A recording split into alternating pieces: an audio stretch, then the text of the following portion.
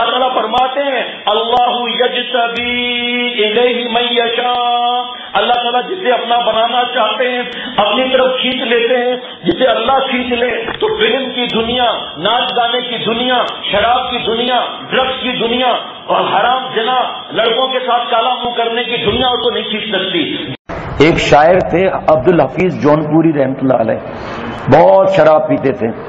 آج ہمارے نوجوان مسلمان اور مفت کی شراب مل رہی ہے وہاں چلو، مفت کی عزتیں لٹ رہی ہیں وہاں چلو، مفت کے گندے گندے پروگرام ہے وہاں چلو۔ یہ ہمارے مسلمانوں کا کام نہیں ہے، یہ تو یہودی اور عیسائی اور ہندوؤں کا کام ہے۔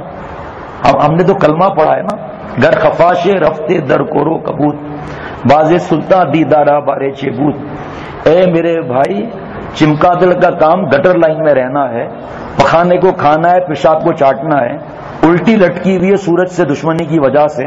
وہاں پر باز شاہی چلا آیا جو بادشاہ کے محل میں بیٹھتا ہے، وہاں رومی رحمۃ اللہ علیہ فرماتے ہیں اے باز شاہی تیری جگہ تو محل میں ہے، تو یہاں کہاں چمکادڑ کے پاس آ گیا ہے۔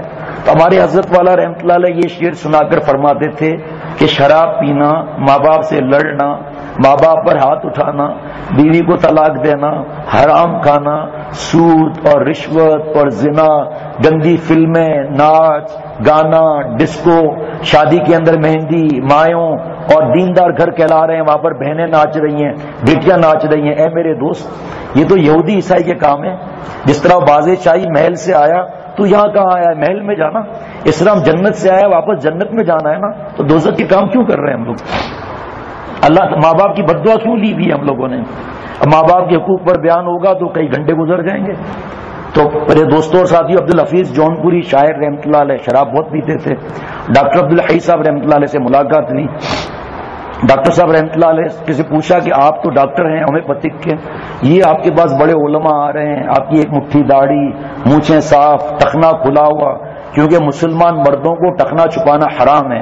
ما اسفل من الکعبین من الازار فی النار، چلنے کی حالت میں، کھڑے ہونے کی حالت میں ٹخنا چھپانا حرام ہے ہم مردوں کو۔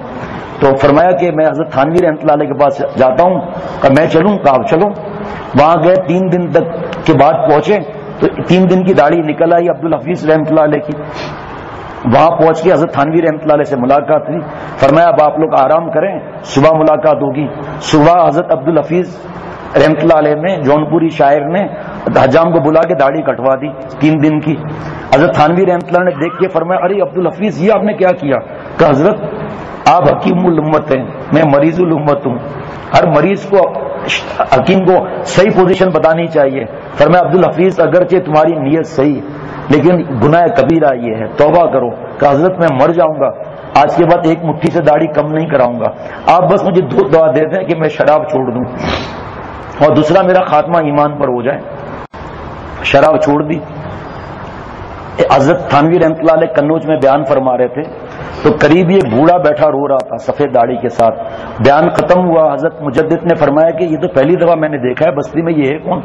کہ حضرت آپ اس کو جانتے ہیں، یہی تو عبدالحفیظ جونپوری شاعر رحمۃ اللہ علیہ، سچی توبہ کر کے داڑھی رکھ لی، رات دن روتے رہتے ہیں۔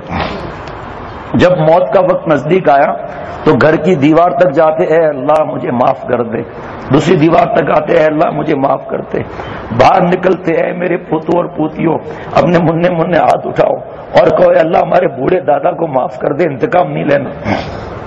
کلمہ پڑھ کر انتقال ہو گیا۔ جب ان کی ڈائری کھولی وصیت کے لیے تو اس میں یہ اشعار لکھے ہوئے تھے، میری کھل کر سیاہ کاری تو دیکھو، میری کھل کر سیاہ کاری تو دیکھو اور ان کی شان ستاری تو دیکھو، گڑا جاتا ہوں جیتے جی زمین میں، گناہوں کی گرا باری تو دیکھو، ہوا بیت حفیظ اشرف علی سے، بئی غفلت یہ ہوشیاری تو دیکھو۔